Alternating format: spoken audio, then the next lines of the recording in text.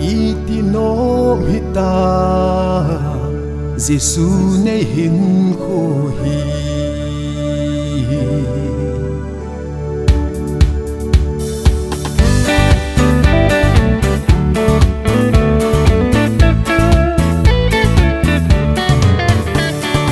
o itinom hitam Krista kanei Giêsu hin ki pa nan ei lo dim me kachina ding mun van gam nop tan ei hilin hitsi mun chu ka lung hin agal do sing ye pakai wa choi khom na ding mun a chu that sa te ho to chu gam no ma ding lung gim lo na mun zai on ko pi a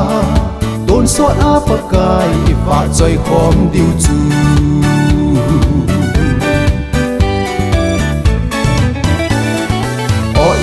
anop ka dem chu gam nom chu mi thiêng ho len kho ma chim lo va ding ka ngai ngai se chung ko pi a no ma len ding seraphim te to pakai va choi diu chu pakai va choi khom na ding mun a chu that sa te ho to chu gam no ma ding lung kim lo na mun zai on ko pi a don so a pakai va choi khom diu chu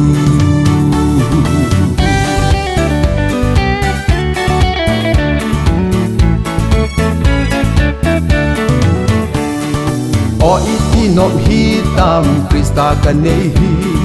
ki pa le thano min va choi chim ponge kei dia ka thu hing le ka la ngei pen a hi dam lai ni kho in va choi chim thei po nge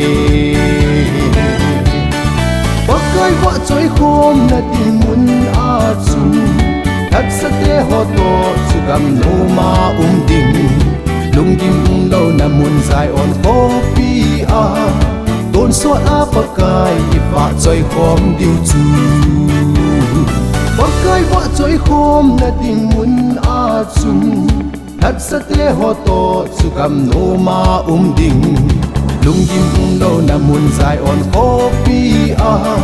don so a pakai va choi khom diu chu